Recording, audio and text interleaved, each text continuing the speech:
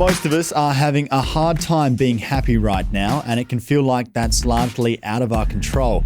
But as my guest, Dr. Happy, says, we shouldn't rule out happiness, even with the odds against us. Dr. Tim Sharp is the man in positive psychology. He's got a PhD and is the Chief Happiness Officer of the Happiness Institute, which he founded. Most of us wouldn't have had an opportunity like this, where we've had multiple weeks, possibly even months, to really reflect on the way we live our lives. That makes him an internationally sought-after authority when it comes to understanding and talking about happiness. He's written well-known books on the subject, including Habits for Happiness. Basically, it doesn't get more happy than this guy. But as he tells it, even he gets depressed. We're not genetically made up to cope with uncertainty. In fact, uncertainty creates stress and anxiety. Dr. Happy might just have the prescription for your woes as you navigate this weird and troubling time, or if not a remedy, at least some reassurance and practical advice to lighten the load. Welcome to Young Blood, a podcast all about young men's health. My name's Callum McPherson, I'm a journalist, and this is our mission to talk about the stuff that matters and isn't talked about enough. Let's do it. So Tim, obviously this pandemic's brought about a litany of fears and emotions and obstacles that we weren't expecting. What impact are you seeing that have on individuals and organisations? Well, look, the most obvious one is anxiety, worry, stress, I suppose, and for good reason. We've undergone changes to our lives like none of us have ever experienced before. So obviously that would differ from person to person, but in some way or other, everyone has been affected, and in some cases massively affected. Job losses or job insecurity, financial strain, worry about health or worry about loved ones' health, and then just again the worry about the uncertainty. So I guess what the most obvious impact is a pretty significant increase in those so-called negative emotions of worry, stress, anxiety, and even sadness and loss. We've all had to miss out on things. And so in some ways there's a grieving process as well. And would you say that no one's having the same experience? Well, yes and no. I think as I said, those general factors are pretty much affecting all of us. But I would say we're all different. And like any stressor, any challenge, any type of adversity, and this is just another in a long line of challenges that we all face in our lives, I suppose, we all do deal with it differently. So we're definitely seeing, in my conversations with numbers of people, some people who are being hit harder than others for different reasons, some people who are maybe even enjoying this more than others for different reasons. So, there's definitely a broad range when it comes to the impact it's having on people's lives. What does uncertainty and fear of the unknown do to our minds? Yeah, look, a good question, because to be honest, having had lots of conversations over the last few weeks, I really think that's the biggest thing at the moment. We've dealt with stress and anxiety before, and many of us kind of know how to deal with stress and anxiety. Most of us sort of have at least some rudimentary skills in that area, even if maybe we could get better. But the bottom line is that for a variety of reasons, we're not genetically made up to cope with uncertainty. In fact, uncertainty creates stress and anxiety. So this is possibly the most uncertain situation that many of us have experienced in our lives. Certainly, I think it is for me at this level. So there's a lot of ways that can affect us. The most obvious is anxiety.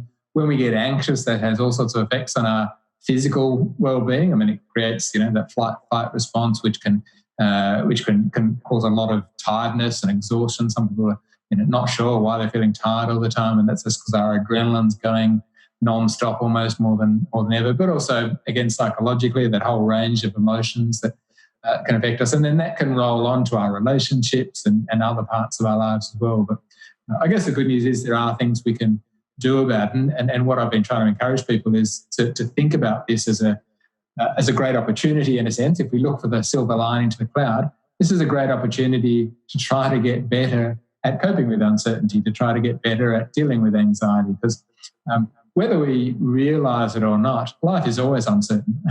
We sometimes trick ourselves into thinking it's not, but we're never really completely in control. We never really know exactly what's going to happen. And this is just an extreme version of what's happening all the time anyway, really. That's a good point, because it's not like it's the first time that things have been uncertain. And the idea that we have certainty is sort of an illusion anyway. It's just that this is, like you said, such an extreme example that's affecting everyone at the same time in a way that hasn't happened before. And that's what is overwhelming about it in many ways. And I suppose that fight or flight response and that sense of anxiety, that is a neurological response that's designed to get us out of danger and help us survive, but it's not meant to last for weeks and weeks and weeks. And what's the impact on our health when that response is constant and we can't let that anxiety go? Yeah, I think you hit on a really good point, that although, as I said, uncertainty and anxiety are pretty normal parts of life, but what is different here, as you said, is the duration. I mean, we're looking at, I guess most of us have been in isolation or facing these changes for at least sort of 4 weeks, if not longer. And there's a good chance that it'll go on for, well, we don't know how long it's going to go on for, but exactly. In some way or other, it will likely continue for another few months. Maybe some of those restrictions will ease, but there will almost certainly be an impact on our lives for quite some time. And the other aspect, as I said, is not just the duration, but the fact that it's affecting so many people. I guess normally when we go through a difficult situation, it's either just us or maybe just our family or maybe just our team or workplace. That's right. You can get a break from it somewhere generally, or you can go out from your home or talk to someone else and they're not going through that. Perhaps they're having a positive experience that they share. But when it's everyone going through something negative all together, there's kind of a beauty in it in a sort of a grim way, but it's very intense all the time. Yeah, definitely. Although the flip side of that is, I think, that's one of the things we need to try and do to cope, is to try and find ways to take a break from it. And really, one of the things, again, I've been talking to lots of people about this, the basic principles of self-care, the basic principles of looking after ourselves haven't really changed. In fact, they're really the same sort of thing. So all the sorts of things that we would normally do, all the sorts of things we've done in the past, all the sorts of things that all the textbooks and self-help books tell us are still very relevant. What we just need to do is find a way to tweak them or twist them or adapt them to suit our circumstances. And I guess one of the most obvious ones, which a lot of people have been talking about, is exercise, for example. And I'll just use this because it's a nice, simple, tangible example. But we know that exercise is fantastic for our health and well-being, and not just our physical health, but our mental health as well. It's for decades and decades, mental health experts and well-being experts have recommended exercise. Now, that hasn't changed. What has changed is that the gyms have closed down. So I used to go to the gym every day pretty much. Same. And when they shut down, to be honest, I was concerned about that because not so much from partly from a physical point of view, I didn't want to lose my gains, but more so for me from a mental point of view. Yeah, and, absolutely. I totally agree with you on that one. I've also trained pretty much every day through my adult life, and that's a major issue for myself and for lots of young people that I know who are perhaps most concerned about that over everything. And I think that is because they know that is such a cornerstone of their mental health as well. So I was very lucky because I got to get some gym equipment organized that I've got at my house so I can sort of survive through the winter. That's what I would say to people. I mean, I'd say, look, it's just as important as ever to exercise. But what we need to do is adapt. So, I mean, obviously the gyms have closed down. I didn't want to necessarily, I didn't go out and buy a lot of equipment. I did buy some of those resistance bands. That's basically the only thing I bought because I searched online and talked to a couple of friends and got a whole lot of no equipment bodyweight exercises. And there's a lot of, so I've shifted from more of a strength-based routine to a HIIT-based routine, which I'm kind of enjoying, to be honest, a bit of a variety. Yeah. But that's what we need to do. So there are so many ways you can still exercise. If you just go online and search for home workouts or no equipment workouts, or even just start running a bit more if you rather than go to the gym. But whatever it is, there are ways you can do it, and it's important to find those ways. Just as it is with all the other self-care or nurturing strategies that we might have previously used as well. Yeah, it's a time that we have to adapt, and humans notoriously don't like change or are uncomfortable with change. Is there a temptation there when our normality gets taken away, and we used to go to the gym and we used to think in a certain positive way, and then what we're used to is taken away, is there a temptation to collapse and be defeated by it and say, oh, well, I'm not going to adapt because it's all too much, so I'm just going to be static? Is that a possibility for some people too? Oh, for sure. And look, to some extent, that's how I felt in the first few weeks. I mean, the first few weeks, like a lot of people, it was kind of overwhelming, and we didn't know what the hell was going on, didn't know what to do. I must admit there were days. I had my ups and downs, but there were certainly days in those first few weeks when I just kind of curled up in the corner and thought, "What the hell? What are we doing? How can I go?" Yeah, and you're Dr. Happy. Yeah, but I'm still a human. Yeah, absolutely. That's the point. And I think that's another important point. There's never been a better time for that cliche that it's okay not to be okay. Yeah. I think we need to all allow ourselves. I think everyone at some point, some more than others, have had days like that. Thankfully, it's been a lot easier in the sort of latter part of the last week or two, because I've got more used to it, like most of us have. But we need to allow ourselves and accept that we're going to have days or moments when we feel crappy, when we feel anxious, when we feel overwhelmed. That's fine.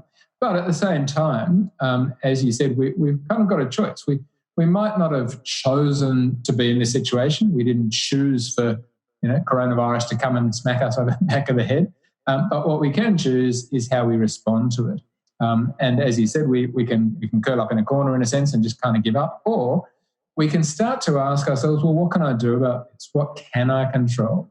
And I guess this is one of the keys to coping well at the moment, is to focus more on those things you can control and to try to worry a bit less on those things that you can't control. So again, I can't control the gyms closing, but I can control finding other ways to exercise. I can't control certain aspects of my work that I've lost, but there are other aspects of work that I can fill that up with, or at least to some extent. So that's really, and again, like any situation where we're struggling with change, as I said, we can just sit back and feel hopeless and helpless, or we can look for the opportunity in it. And I don't want to discount or diminish the severity or the significance of the challenges that many people are facing, but I do want to encourage people to think, again, what is the opportunity in this? What can we learn about ourselves, about the work we're doing, about our lives, about our relationships even? And how can we not just use those lessons to survive the next few weeks or months, but how can we even use that to thrive? I think this is an opportunity for many of us to reassess our lives, to look at how we can make them even better in the longer term. Yeah, absolutely. And we've got to focus on what we can do, not what we can't do, and what we do have and not what we don't have.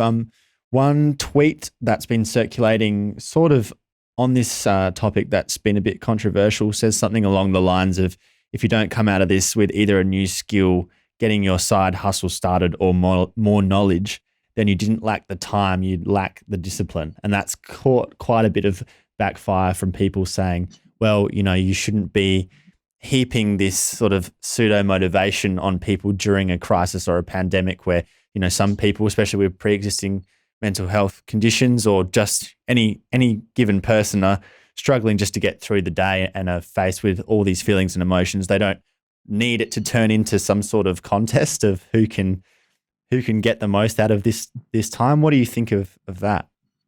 Yeah, look, it's a really interesting one. It's a really good question. Look, I think we can look at it both ways. I don't think they need to be mutually exclusive. I do think, on the one hand, that many of us will have an opportunity now to reassess, reevaluate, and even to improve our lives. And if you can do that, fantastic. But as you said, there'll be a lot of people for whom just getting through the day is a challenge. And I guess all of us have to do the best we can. If getting through the day is an achievement, then fantastic. Good on you. Give yourself a pat on the back for getting up, for having a shower, for making your bed, whatever it might be. Yeah. But if you can do a bit more, then great. So look, it is a tricky one, because we don't want to make it a competition. We don't want to say, I'm better than you because I learned French today, or whatever it might be. That doesn't necessarily help. Yeah. But we also don't want to waste the opportunity if we can make something of it. So look, again, it's kind of, it will vary from person to person.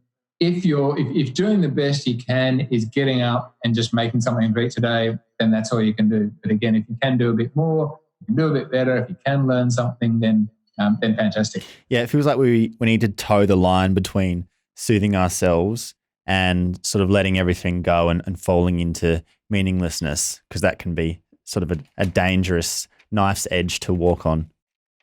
And I think, so just at the risk of sort of repeating myself, I think we'll probably all cycle in and out of those different positions, even on a daily or weekly basis. As I said, I've had days when it's barely just getting through the basics. And on those days, it's important to practice self-compassion, to say, this is okay. I need a rest day. I just got to, I really can't do much today. That's all I can do. But then I've had other days when I said I've actually been excited and motivated. So that's okay. We've got to ride those waves a bit. Take advantage of the good days when you can, but do the best you can to get through the tough days. And what do we know about isolation and well-being and the correlation that those two have? Obviously, isolation is a real buzzword and something that just about everyone's had to do. And typically that's been associated with some pretty negative things for our mental health. So what's the relation there? Yeah, again, great question. The simple answer is that isolation, I'll go back a step. What I differentiate between isolation and loneliness. Clearly, many of us are more physically isolated than we would otherwise be, or that we would choose to be. Yep. I've got my wife and kids, but so I'm not completely on my own. And so most people have either family member or partner or maybe housemates. But anyway, that's the one thing, is to be physically isolated from colleagues, friends, etc. Loneliness is a different thing. You can be isolated and not necessarily feel lonely. And this is what I think is another really important now. Although we need to physically distance, that's not the same as social distancing. Mm. We can be physically distant and still stay socially connected. And that's what we need to do. Even though we can't go to the pub or go to the footy or go and see bands or whatever we used to do, it doesn't mean we can't keep into touch. And I'm sure you've all heard and been involved in Zoom drinks or house party or whatever it is. There's still lots of ways that we can keep in touch. And in fact, we should be, because to go back to your question, loneliness is a killer. Loneliness is typically associated with high levels of depression, poorer health, physical and mental health. So at all costs, we want to avoid being lonely, but we don't have to be lonely, even though we might be stuck in our houses alone. So, again, I'd emphasize, do all you can to stay in touch through social media, through video conferencing like we're doing now, in a sense. Whatever you can do, you don't have to let the isolation lead to loneliness necessarily. Although, it might be a bit harder than normal, but with a bit of creativity, again, with some adaptation, we can still maintain our relationships, and we should. And I think it's really going to show how much we value each other's company and how much we really value that social interaction and yearn for it. And one of the hardest things that people are finding is not being able to just go and see their friends in person or just go and hang out. And it just shows that humans haven't changed at all, even with all this technology and everything that we have at our fingertips. The main thing we want to do is just get in a group and dance around a campfire or the equivalent.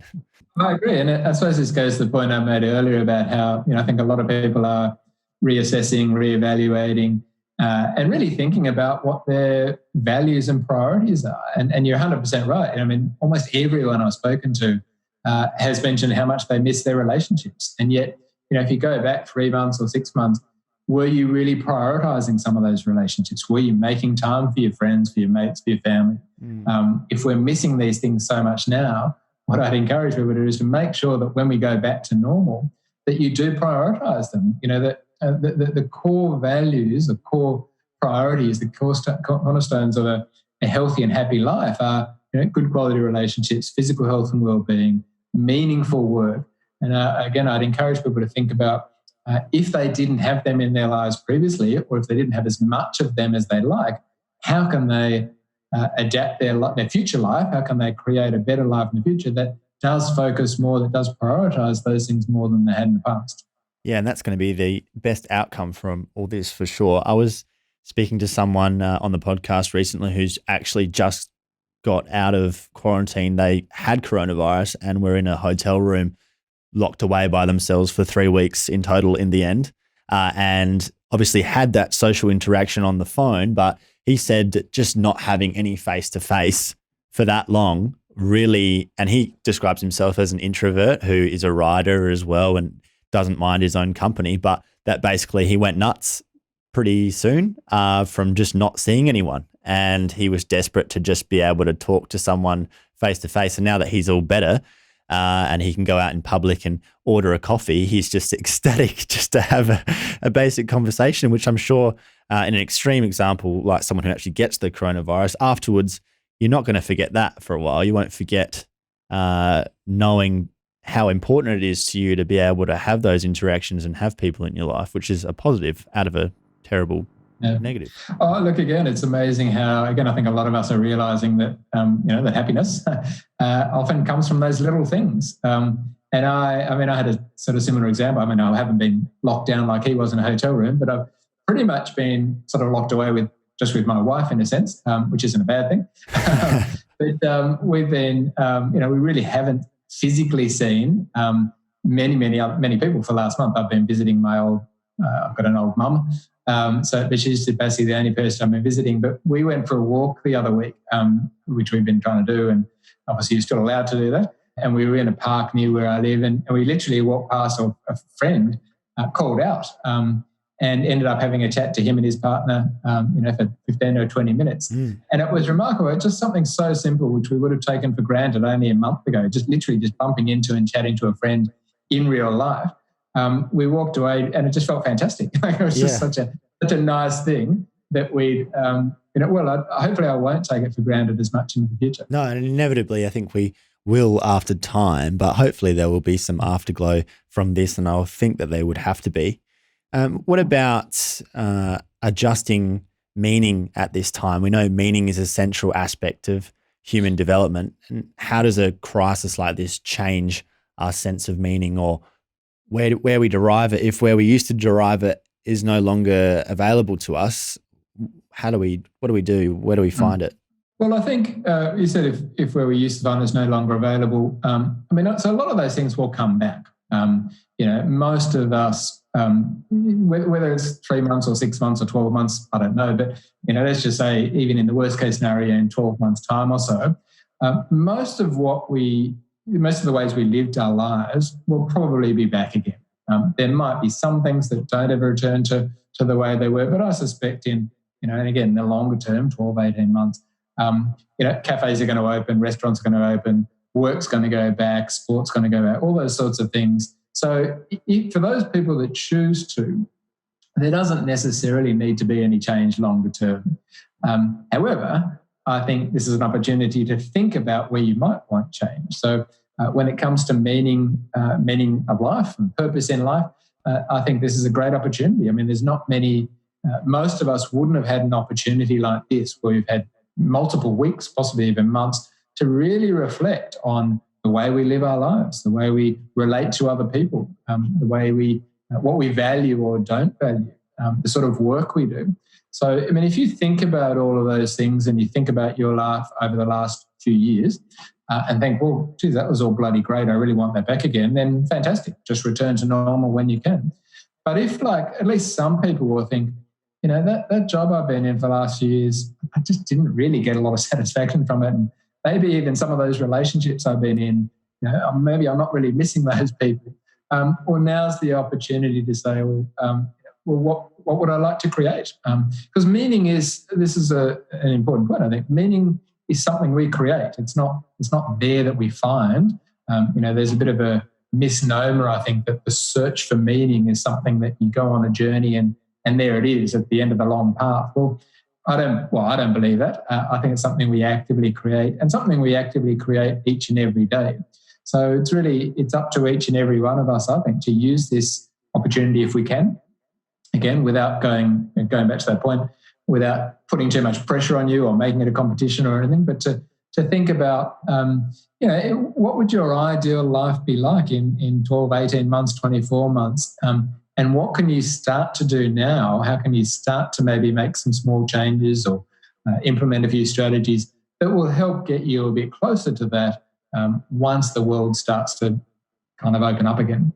Yeah, and that really resonates with me because I actually quit my job as a result of this virus and sort of reassessed and find a huge amount of meaning in doing these podcasts and having these conversations and thinking about mental health and men's health so often. And the job I was doing, I wasn't getting so much meaning out of and sort of thought perhaps it wasn't the best for my health. And so that's been part of the adjustment for me. I pretty much moved house on the same day. So there's pretty big changes that have come out of this, and actually did what you said, thought about, what would my ideal life look like? And I'd love to do more of this and less of what I was doing before. And that is uncertain, and part of the reason that not everyone goes and does those things is because they have less certainty around them and are harder to pull off. But sort of, seeing it as an opportunity to, well, why don't you have a bit more of a crack at that, and if you think that that'll make you happier, then go towards it and see what happens. And if it doesn't work, then go and do something else. So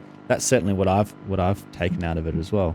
Well, good on you and good luck with it. That being said, obviously we've got to be realistic, and for some people, or many people, obviously, you've still got to pay bills and still got to pay rent or mortgage or whatever it might be. So, I'm not necessarily saying everyone should just up and leave their jobs. Different people will be in different circumstances. Different people will be more or less able to take risks, I suppose.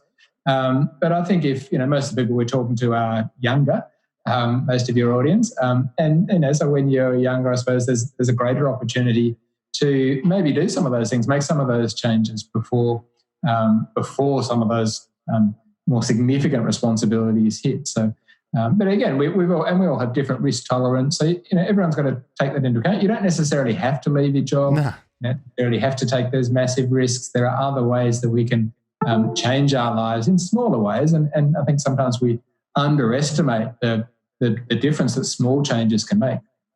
Yeah, and it could be something as little as realizing that you didn't go for enough walks with your kid prior, or your partner, or you should have played tennis with your girlfriend because that's funny and you never did that before, and you want to do that afterwards. Like, that can be a positive thing that you maintain. It doesn't have to be anything drastic, but anything that comes out of this time where you get some time to evaluate or introduce a new activity and you enjoy doing that, then maybe keep that afterwards. And if you think, well, something that I'd used to do, which was part of my normal that I didn't actually value that much and doesn't add too much to my life, maybe I'll leave that behind. So it's just an opportunity to do that. And how does the situation impact men, do you think, specifically, an idea of what it means to be a man? Does that change at all from going through something like this? Look, to be honest, it's a good question. I haven't been asked that a lot. I've done a lot of media interviews and spoken to a lot of people over the last few weeks, and I haven't really been asked about gender issues. To be honest, I don't think there'd be a massive difference between men and women. We're all just trying to do the best we can. Many people are trying to juggle, work with parenting, with coping, etc. However, I guess one thing that did come to mind when you asked that question is that, and I'm always a bit loath. I'll just preface it by saying I'm kind of loath to make massive generalizations about men are like this and women are like this, because I think we're more similar than we realise. But there are a few things. Certainly, the research suggests, and my experience suggests, that men tend to be not quite as good at reaching out and asking for help, and tend to be not quite as good at talking about emotions and how they're feeling. So, obviously not all men are like that, but now, if ever there was a time when we need to talk about how we're feeling, if ever there was a time to reach out and ask for help, it's almost certainly now. So in that respect, it might be hitting men harder because it's not something we've historically or typically been very good at. So given that your audience, the people listening, are predominantly males, I think, what I would definitely encourage them, well, I'll go back to the point I made earlier. It's okay not to be okay. If you're, in fact, what I say, if you're not feeling at least some level of stress or anxiety at the moment, there's probably something wrong with you. It's totally normal to be feeling a bit, again, anxious and afraid or confused or whatever it might be. So, but what we also need to remember is that we don't have to cope with that all on our own. There are people out there, whether it's family and friends or professionals, who can and will help us if only we let them. And this is something that, I learned this way too late in life, probably. I wish I'd sort of got better earlier in my life at asking for help. I have got a bit better at it.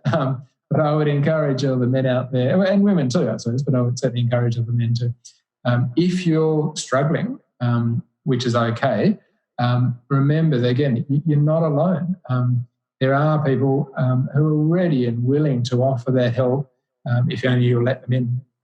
Yeah, and so it's so normal to have those feelings. We all have them to varying degrees, but it's what do we do with that? So it's okay if I'm feeling anxious or I'm feeling lonely or uncertain, but what do I do from here? I don't just sit with it and let it get worse. Share it so that it's not just me facing it by myself. So I think, that's such an important point. You've had your own struggles with depression through your life as well. How are you going through this, and what impact has this had on your mental health?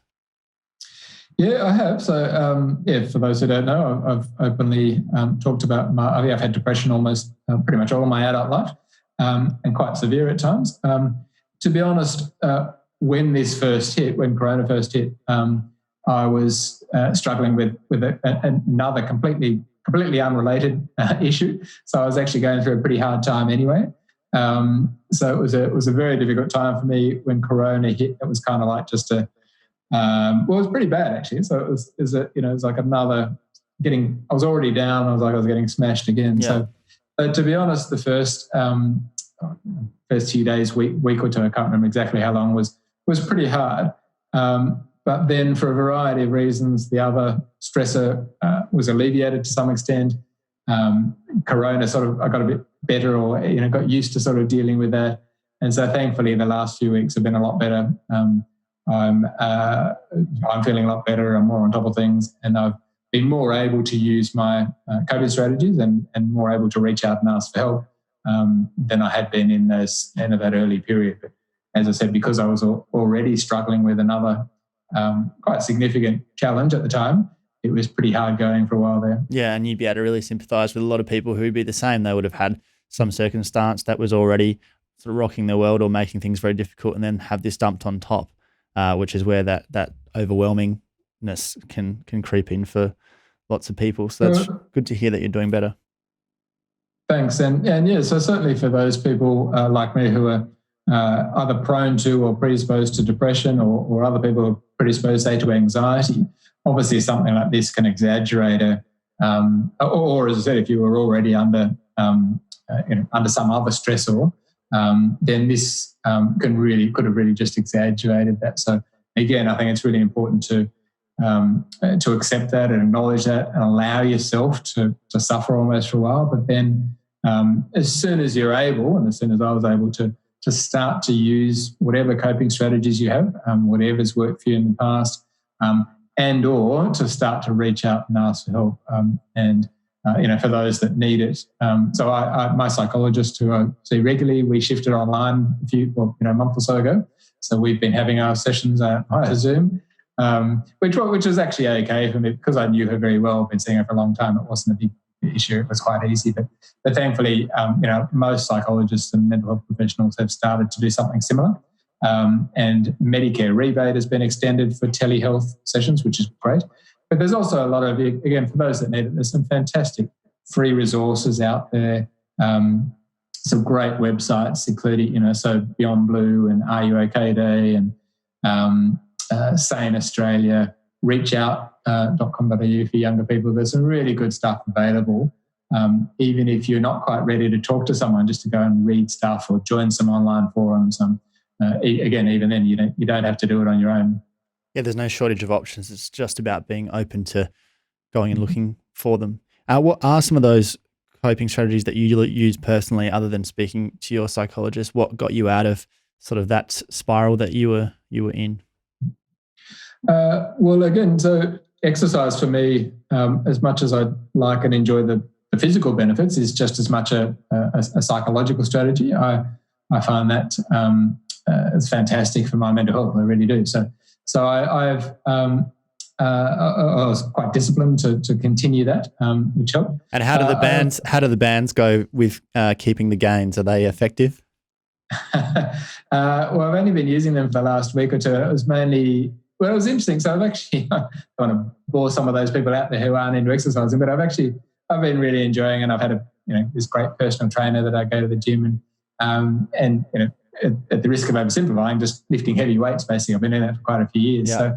So it was quite an interesting change to go to more of a HIIT style workout. But to be honest, I'm actually quite enjoying it. It's different. So I've probably lost some muscle strength, to be honest, but I've probably gained other different type of fitness. And again, at the moment, partly because it's novelty, I suppose, but I'm really enjoying it, actually. So, yeah, I don't know if I've maintained everything, but I've probably gained in other areas where I've lost in some. Yeah, that's a good way to see it. Obviously, it hurts our ego anytime we lose any muscle, sometimes as men, if we're into that sort of thing. But the stuff you're doing with other forms of exercise, I'm sure, like we talked about, emotionally and mentally, taking things that you learn out of the situation, physically doing some of those different forms of exercise, you can then put that into what your old routine used to be and get better that way as well. So. Well, and I think because I'm guessing not everyone out there is into exercise, so I don't want to bore them. But in a more general point, it's a good example of how to control what you can, accept what you can't control. I can't go to the gym anymore. It's the bottom line, and I don't have weights set up at home. So there's really no point worrying about that. What I can do is focus on other forms of exercise. So, and I think that's a good message for any part of your life. If there's nothing you can do about it, worry isn't going to change it. Now, I know that's easier said than done. But it's a fact.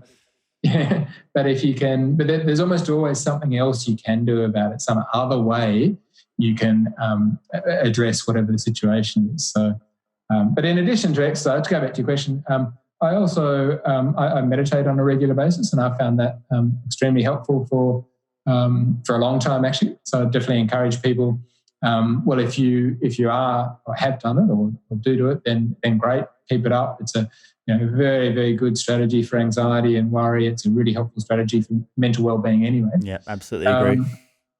I've also, in a strange kind of way, in a weird way, I think it's my wife and I have got closer in a sense. We've been married for a long time now, but you've been stuck in the same place for so long. You've had no choice. Yeah, exactly.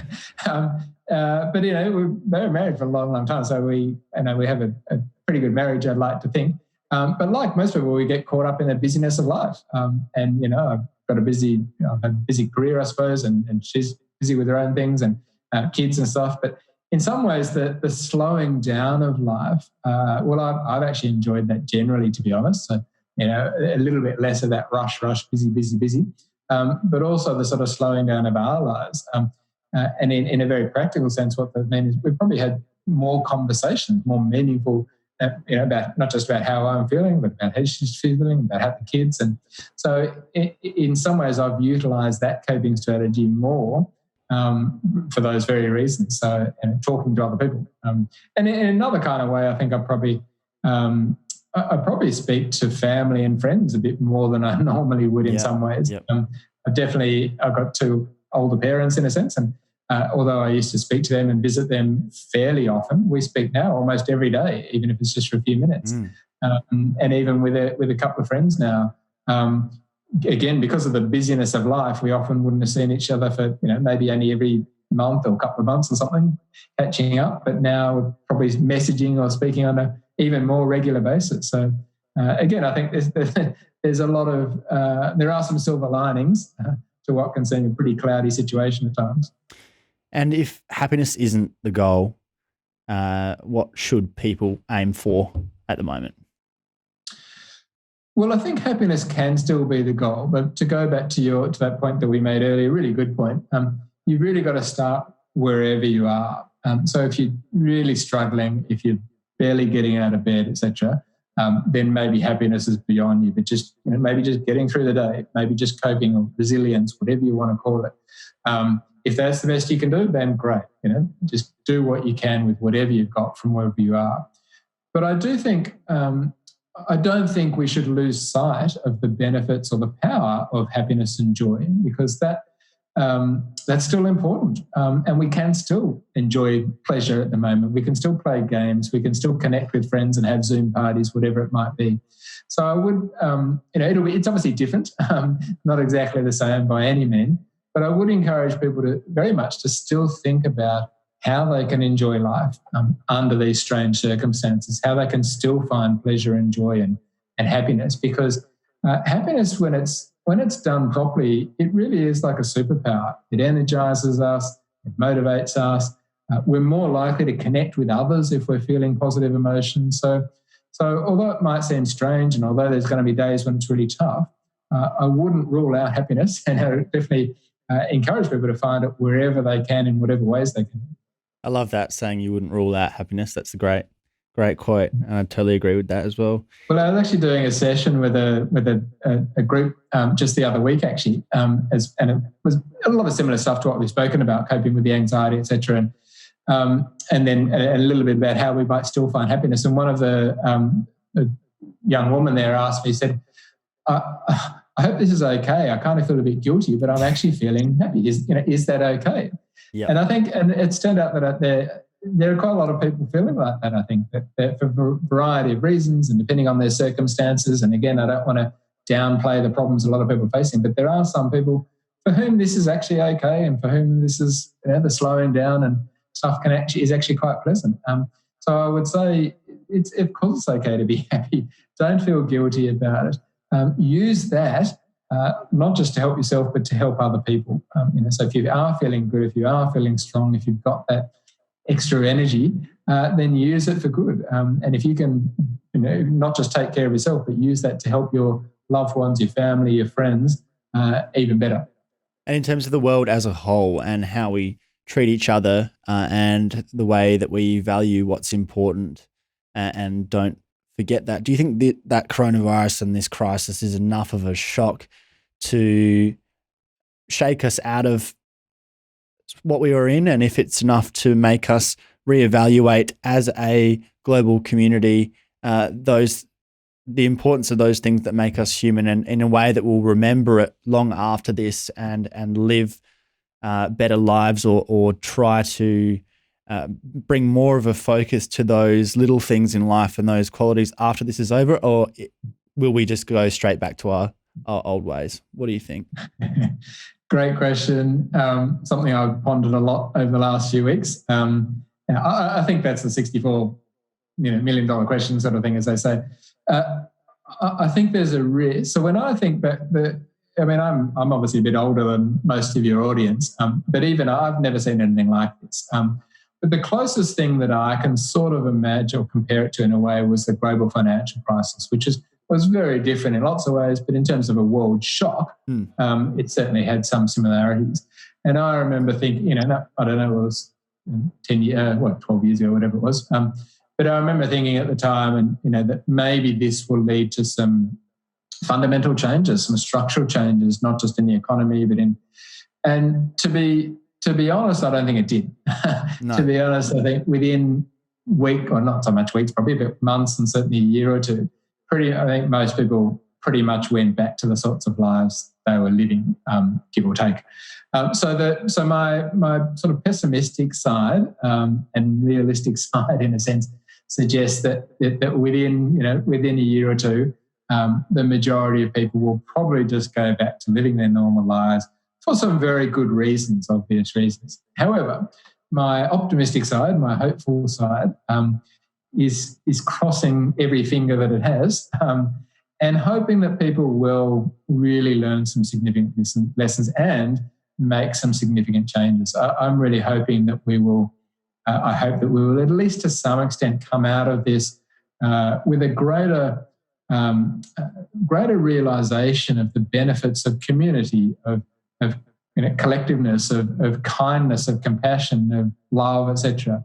Even at a very practical level, there's been a lot of talk about how much we're valuing nurses and teachers, and yet, we've known for ages they're significantly underpaid and undervalued. So I'm hoping maybe that we might see some real changes to the value and the financial value we give to some of those professions that we've possibly taken for granted. So I don't know the answer. I don't have a crystal ball. It's 50-50, I think. But it is up to each. Every one of us can play a role in that. And every one of us has a choice to think, do we want to use this as an opportunity to be more kind, more compassionate, more thoughtful, to spend more time on family and friends and relationships, or are we just going to race back into that busy, earn more, achieve more, etc.? And they're not entirely mutually exclusive, but it's a matter of balance. And I guess each of us can sort of tip that balance even just a little bit the way that we want to.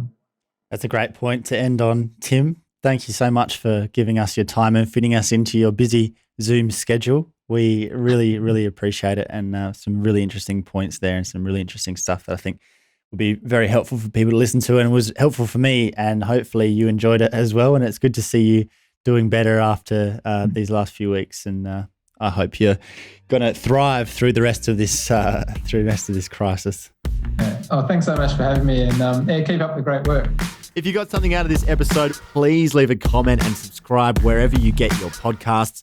It really helps us grow the show so we can keep bringing you the content that matters. If you want to stay up to date with what we're doing and get involved, get onto the Youngblood Podcast Community Facebook group and follow Youngblood Podcast on Instagram. And if you're keen to get in touch with me, email youngbloodpodcast, all one word, @hotmail.com. This podcast was produced by the talented Rory Noak at Podbooth. You can check them out at podbooth.com.au. This is Youngblood. Thanks for joining us. Catch you next time.